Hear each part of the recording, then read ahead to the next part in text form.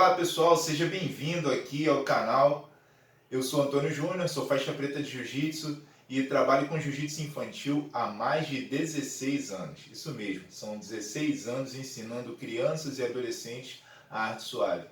Nesse tempo eu adquiri bastante experiência. Eu quero compartilhar um pouco dela hoje com você, abordando um tema que é muito polêmico, é sobre a obediência. Muita gente me pergunta: Antônio, como é que você faz para controlar uma turma de crianças com 30, 40 alunos às vezes? Como é que você consegue contornar e fazer com que todos obedeçam seus comandos?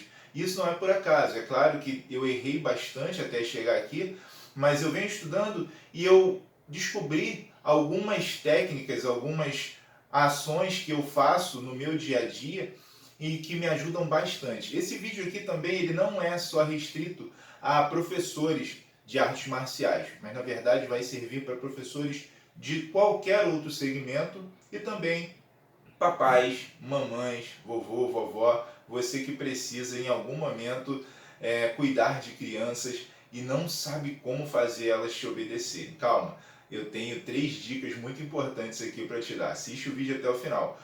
Mas antes da gente falar do vídeo, eu preciso que você entenda um conceito.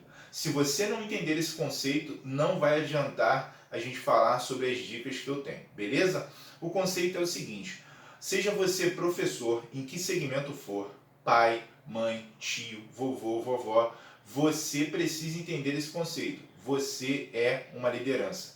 E toda liderança necessita de uma voz de comando. Se você exerce liderança em que segmento for, e falando de criança então, mais importante ainda, você precisa ter voz de comando.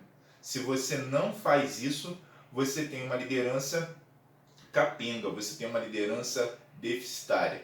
Você não vai conseguir alcançar o 100% da obediência e do controle do seu time, seja ele infantil ou não. Mas aqui a gente está falando especificamente de crianças. Então, partindo desse princípio, você tem que entender o seguinte: em alguns momentos você vai precisar ter uma voz de comando e a pessoa, a criança que está sob seu comando, ela vai ter que obedecer. Mas antes da galera do mimimi aparecer, mas aí é opressão. Não, não é opressão. Crianças precisam muitas vezes que os adultos tomem as decisões por elas. E é exatamente isso que a gente vai fazer. A gente não vai impor, a gente vai escolher por eles, porque o nosso senso crítico, em muitos momentos, vai livrá-los de algumas enrascadas ou de comportamentos inadequados que podem gerar problemas. Então, por isso, a gente precisa exercer essa voz de comando. Beleza? Entendemos o conceito do seguinte: se você é pai, mãe, professor, tutor, você é um líder. E como líder, você precisa ter voz de comando. E se você não pratica a voz de comando, a sua liderança acaba sendo deficitária. Vamos lá. A dica número 1 que eu quero compartilhar com você é a seguinte: cuide bastante da sua entonação de voz. O que seria isso? É muito comum, eu vou dar um exemplo aqui que acontece em casa. Já repararam aí? Depois, se você concordar com isso, já tiver vivido isso em algum momento, deixa um comentário aqui e diz se você já viveu isso ou não. É muito comum acontecer o seguinte: a mãe vai lá e fala pro filho: fulano, vai tomar banho. Fulano, vai tomar banho. Fulano, eu já pedi para você ir tomar banho 3, 4, 5 vezes. E o pai está sentado no sofá bem próximo e vendo toda a situação. E a criança simplesmente parece que está ignorando aquele pedido da mãe, aquele comando da mãe. De repente o pai se levanta do sofá, olha para a criança e diz: fulano, faz o que a sua mãe mandou. E a criança, como num passe de mágica, olha para o pai e ela simplesmente vai lá e faz aquilo que a mãe tinha mandado. Perceba o seguinte: o pai nem disse para ela: vá tomar banho. O pai disse: faça o que a sua mãe estava mandando. Que milagre é esse? Por que o pai deu o comando e o filho foi lá fazer? Isso não é 100%, tá? Mas é a regra. E eu vou explicar por quê. Não é porque o filho obedece mais o pai do que a mãe. A diferença é a seguinte: a voz do pai para aquela criança que estava escutando tudo, tanto é que quando o pai manda ela fazer o que a mãe mandou, ela não pergunta o que minha mãe mandou. Ou seja, ela estava escutando, mas ela levantou e foi lá e fez. Por quê? Porque a voz do pai, a entonação da voz do pai era diferente da voz que normalmente ele escuta durante todo o dia. Então, se você, mamãe, papai, professor, não cuidar da entonação da sua voz em cada situação do dia a dia, você não vai conseguir fazer que a criança perceba a diferença das necessidades. O que é isso?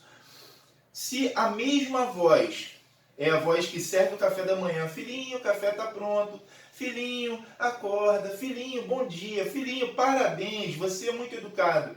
É a voz, filhinho, vai tomar banho? Essa criança não consegue perceber aquele comando como um comando. Ela entende como uma fala do dia a dia, não gera impacto para o seu subconsciente. Logo, ela escuta, percebe, mas não obedece. E não é porque a criança é ruim ou mal educada, não. É simplesmente porque ela não identificou aquele tom de voz como um tom de voz de comando. Então, cuide para que o tom de voz seja um tom um pouco mais grave, um pouco mais baixo. Não estou falando para você gritar, ei, vai tomar banho! Não é isso. Você tem que cuidar do seu tom de voz para que ele seja diferente dos outros comandos e das outras falas que você faz durante o dia. Então, o comando ele tem que ser muito preciso no tom de voz. Então, cuide disso, pratique isso e com certeza você vai ter um resultado muito bom. A dica número 2 é sobre expressão corporal. Galera, isso aqui é uma coisa que eu vejo muitos professores errando bastante. Eu já errei bastante. Quem tem criança pequena, então, sofre muito com esse processo. Porque normalmente a criança às vezes faz uma bagunça, né? Faz alguma coisa que não era para fazer, uma atitude inadequada, e às vezes é até engraçado, mas se está gerando um risco, a gente tem que impedir que ela faça aquilo. Vou dar um outro exemplo aqui de coisas que acontecem muito e a gente às vezes acha bonitinho, né? E aí a gente vai falar, fulano, para de fazer isso, você vai cair. E quando a gente está sorrindo, enquanto a gente está pedindo para ele parar aquela ação, a gente está gerando um conflito na mente daquela criança. Porque ao mesmo tempo que eu estou pedindo para parar, eu estou achando engraçado. Então, ela inconscientemente vai pensar, bom, o que eu tenho que fazer? Parar ou continuar? Afinal de contas, o meu professor está achando muito legal, ele está até rindo. Então, a gente acaba gerando um conflito. E a criança muitas vezes demora para obedecer porque a gente não adequou a nossa expressão corporal com o momento. Vai fazer um elogio? Dê um sorriso. Vai dar uma bronca? Cobrar uma adequação de comportamento? Não sorria. Isso é muito importante. É a dica número 2. Vamos lá. Dica número 3. Use comandos antagônicos. Vou também ilustrar aqui.